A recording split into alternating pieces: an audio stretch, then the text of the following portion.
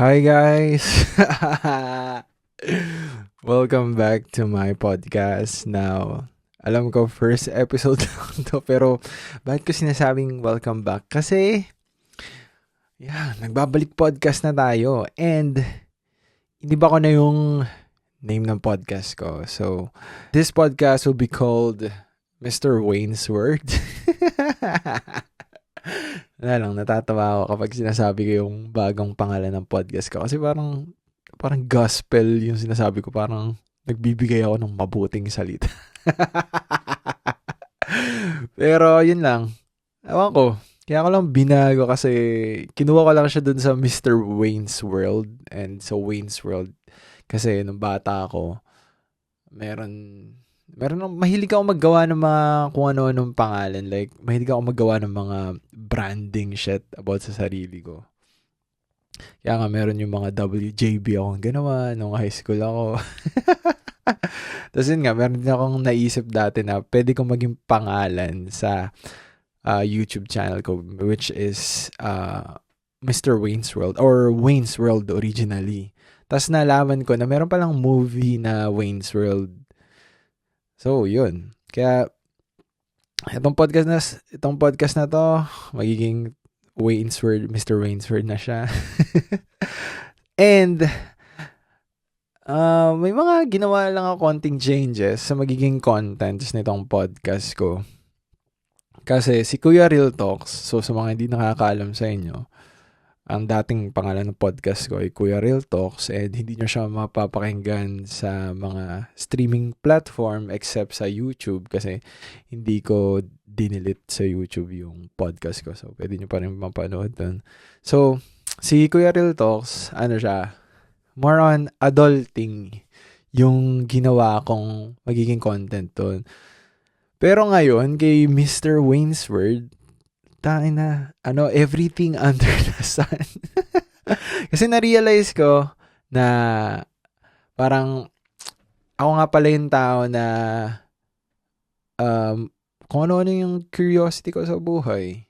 Like, I can talk about this stuff, like, ganito, ganyan. Para bang sa spectrum, malawak yung mga pinag-uusapan ko. And, parang it's an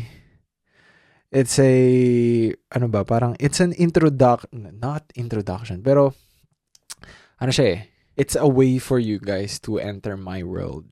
Kaya rin ginawa kong Mr. Wayne's Word, kasi, para siyang katunog ng Wayne's World. So, through this podcast, makaka-enter kayo sa world ko. Tangina, cheesy. Corny. Pero yun yung thought, no? Kaya Mr. Wayne's Word siya. And as I'm recording this podcast, so pinapanood nyo to ng birthday ko kasi I will release this on my birthday. And I'm recording this 5 days before my birthday. So, basically adult na talaga last year pa. And I'm turning 22.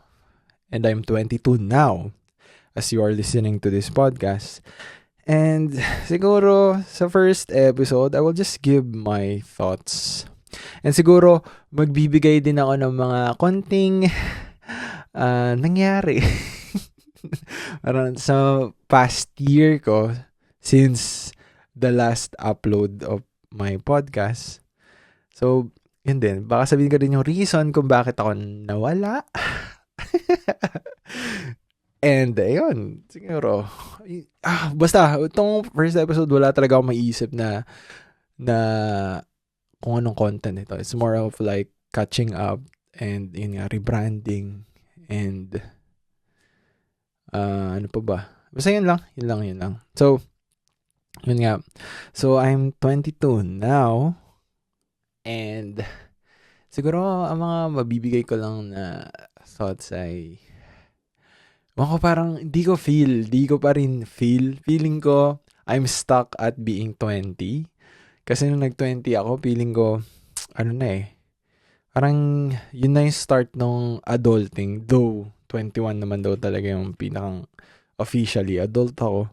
Pero nung 20 ako, yun. Kasi iba kapag nag-hit na yung age mo sa, like, iba na yung digit sa age mo, di ba? Biglang naging 2 na instead of 1. So, yun, 2 years na pala ako sa pagiging 20. Nasa 20hin. And, right now, ano ba? 22. Oh, siguro, sa inyo, like, a lot of you guys will be, like, questioning na kung nasa age na kayo na to, you'll be, like, so much pressure. Kasi, nung itong taon lang na to, nag-graduate yung mga tropa ko. So, basically, kung ako nag-aaral ako ngayon sa Philippines and nag-take ako ng 4-year course, so graduate na rin ako sana. And this year is a big year for most of us. Or should I say, yung mga tropa ko, mga kaibigan ko na graduate. Kasi, ayun ito na yung talagang initiation nila sa sa tunay na buhay. So, alam ko sa inyo, nagtatrabaho na, and yung iba sa inyo naghahanap ng trabaho, and I know na iba rin sa inyo ay nag-aaral pa. Pero alam ko, sa age na to, parang we all feel the pressure na mag-start ng maayos, magkaroon ng magandang trabaho, magkaroon ng, ano ba, basta yun, parang more of like pressure, and alam kong fear of the unknown. Kasi we're basically entering a new world na hindi tayo familiar. Yeah. Like, alam ko, we hear a lot of stuff sa work life. Well, ako, alam na ako sa pagtatrabaho kasi almost 3 years na ako nagtatrabaho. 2020. Oh, hindi. 2 years. 3 years next year na ako nagtatrabaho. And alam mo ko, sa first few months ng pagtatrabaho mo, tapos first job mo pa, parang ang pinakang magandang way to put it is para kang hindi nag-aaral. Alam mo yun? Yung parang kang wala talagang alam. Like anong ginagawa ko dito? Like, meron kang konting knowledge, pero mafe-feel mo na parang sobrang bata mo talaga kapag nakikipagsabayan ka sa mga katrabaho mo na matagal na dun sa industriya na yun. And ewan ko, hindi ko maalala yung exact words, but sa series ng Grey's Anatomy, alam ko meron sinabi dun yung isang character, which is si George O'Malley. Like, tinanong niya yung mga kapwa niya, mga doktor na, does anyone here know what they're doing? Basta something ganon. Parang, he's basically asking yung mga katrabaho niya na bago rin na, alam niyo ba yung ginagawa niyo dito? Like, basta yun. Nagtanong lang siya ng kung alam ba nila yung parang, wait nga, isa-search ko para no, brain fog ako eh. George O'Malley. Ito. So, ito yung sinabi niya dun sa series. Who here feels like they have no idea what they're doing? So, yung dialogue na yun from that series, tanda ko nung napanood ko yun, hindi ka talaga, parang hindi ko naman feel. Kasi, senior high school ako nung pinanood ko tong series na to. Pero ngayon, kalalabas lang niya kasi ulit sa FYP ko. Nakita ko yung sinabi ni George O'Malley. So basically, yun yung parang pinakamagandang way to put it. Kung ano yung mga nangyayari sa atin ngayon na mga 21, 22, 23. Na hindi natin alam talaga kung ano nangyayari sa buhay natin. Like, we have an idea, pero most of us are just starting to make our own path. And ayun, so siguro yun yung nararamdaman ko ngayon na 22 na ako. Like, I have an idea, pero still I am searching for myself. Or maybe I am creating myself. Awan ko, am I searching or am I creating? So, it's for me to find out pa. So, yeah. Yun, and I know you guys na nararamdaman nyo rin yun.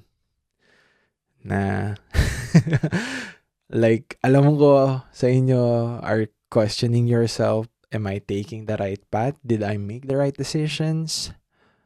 I don't know. It's up to you to answer that.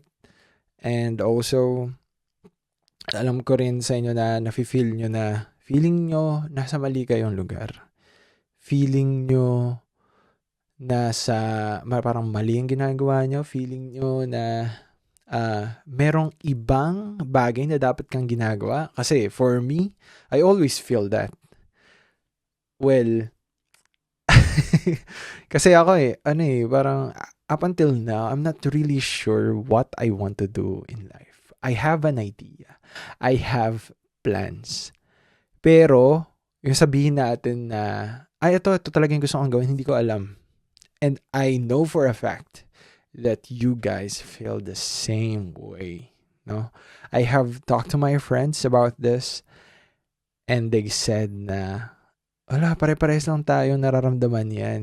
Na, ako nga parang, nung sinabi nila to, like 4th year na sila in college, sinasabi pa rin nila yun na, hindi ko alam kung ito talaga yung para sa akin. Isipin mo, 4 years of their life, and they don't know na yung pinag-aaralan nila is yung para talaga sa kanila. And, I'll just say na, it's very normal. Kasi, sino ba nag-decide na kapag 15 years old tayo or 16 years old tayo na alam na natin yung dapat nating i-take na path and alam na natin yung tamang program sa college para sa atin. And, sinasabi ko to mostly sa mga Filipinos. Kasi napansin ko dito sa New Zealand, a lot of the students, hindi na sila students pero a lot of the high school graduates, nagtatrabaho talaga sila. And some of them, parang, yun nga, fini-figure out kung ano yung gusto nilang gawin sa buhay. Some of them, sinabi nila na hindi para sa kanila ang college. Some of them are like taking a break from academics. So, parang yun nakita ko lang yung difference. Kasi dito, very normal na magtrabaho ka after high school. But in the Philippines, parang hindi siya, parang for the older generations, you would probably be discriminated by them kapag ginawa mo yun na after high school ay nagtrabaho ka. Pero, like, fuck them. Parang, it's your life, diba? As long as you are making an effort and hindi ka naman nagwa-waste ng time mo, I think wala kang ginagawang masama. So, just continue. Wow. Sinasabi ko to because yun yung path na tinake ko I chose to work instead of study. Kasi pwede naman talaga na mag-continue na ako ng study here. Alam ko, kailangan ko mag-high school. Pero, I chose to work because, parang, meron pa rin talagang, parang meron pa rin battle within myself na, ito ba talaga yung gusto ko? Ito ba talaga yung gusto kong gawin sa buhay? Am I sure? So yeah, kung nandito ka sa sitwasyon na to, I mean, you're not alone. We're so many in this kind of situation. We're just searching for ourselves, creating things, doing things that would make our heart beat. Yun. So, yeah, let's move on to what happened in my last year. Itong nakaraang taon. So, nung last na release ko ng podcast, ay iba pa yung trabaho ko. So, I was working in a hotel nung time na yon. And kaya ako nakakapag release ng mga podcast ng mga time na yun is I have enough time to do it. I have enough time to record, to edit, and healthy pa yung sleep cycle ko. So, after nung 5th episode nung Kuya Real Talks, umuwi ako ng Pilipinas with my sister because our aunt died, who is basically siya yung naging parent, naging magulang namin nung times na both of my parents are here in New Zealand and kami ni ate ay nasa Pilipinas ba. So we had to go back, we had to fly back to the Philippines for the funeral. So ayun, pagpunta namin ng Pilipinas, 2 weeks yun. And nung pagbalik ko dito, ano talaga parang it was so heavy. I needed like a break. Kaya parang I told myself na, we'll just take a break. Parang wala pa akong energy to record a podcast. So yun. And then, tumagal.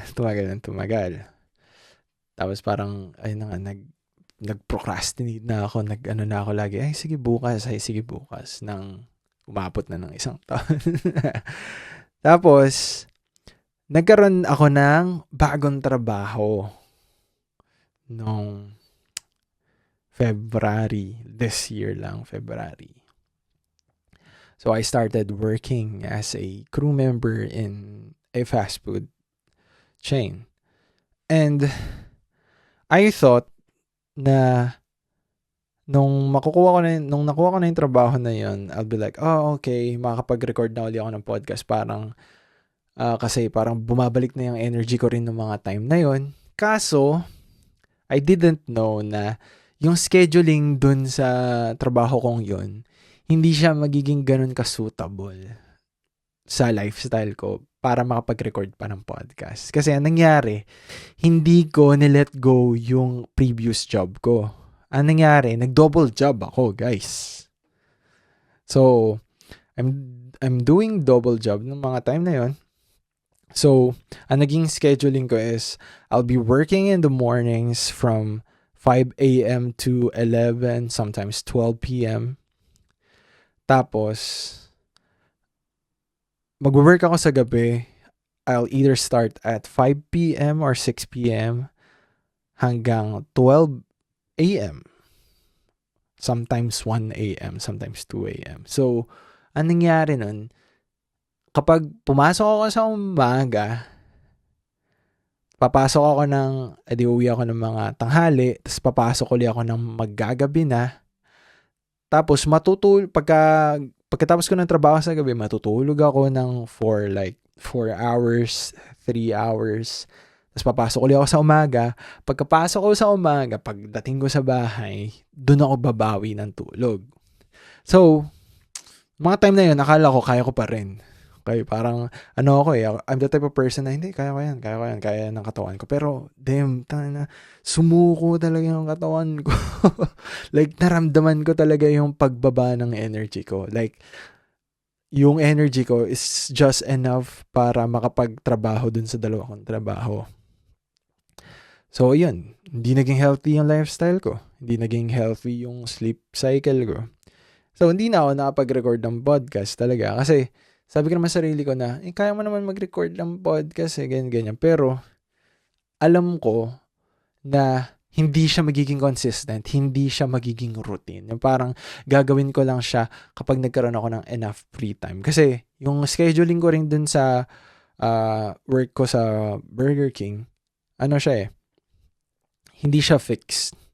Like, every week, iba-iba mostly yung days ng pasok ko. So, hindi ko talaga alam kung parang anong day dapat ako mag-record ng podcast. And gusto ko na sana magre-record ako ng podcast kapag wala akong trabaho or kung isa lang ang trabaho ko sa araw na yun. Pero, ang nangyayari, yun nga, lagi nagsasabay.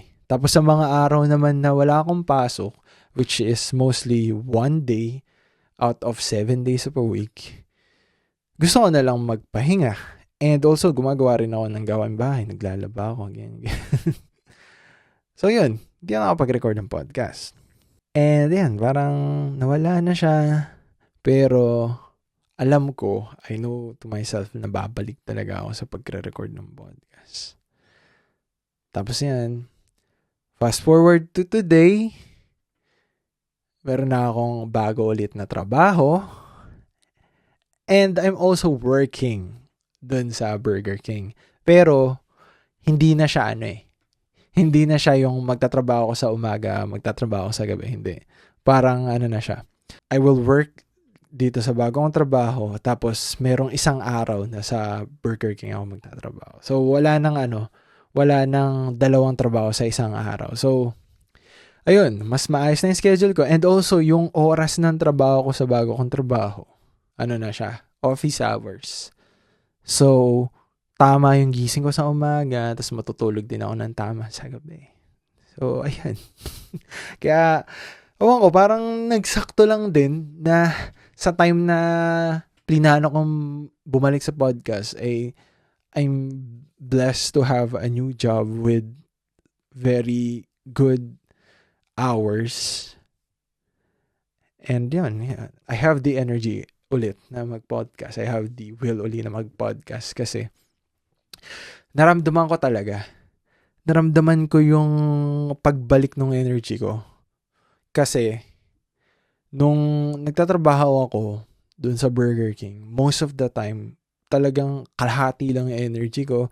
Pero ngayon, dahil hindi na ako nagtatrabaho sa umaga, kapag magtatrabaho ako sa gabi, nararamdaman ko na talagang parang, siguro gamit na naman yung energy ko ng umaga. Pero I would say na 80% of my energy meron ako sa pagtatrabaho. And guys, I'm telling you, never ever take your health for granted. Kasi you will use your body all the time. Ngayon na nagtatrabaho ka na, and you should take care of it. Kasi, yun yung katawan mo lagi mo ginagamit. So, make sure na give it enough rest para magawa mo yung mga bagay na kailangan mo magawa. Kasi, yun yung mali ko Parang, for the past 8-9 months, sobrang baba ng energy ko. Sobrang pangit ng lifestyle ko. And to the point na naapektuhan talaga yung trabaho ko. Kasi may mga times na I miss something at work. Kasi hindi na ako ganun ka-energize para ma-fulfill yung mga tasks na yun. So, ayun.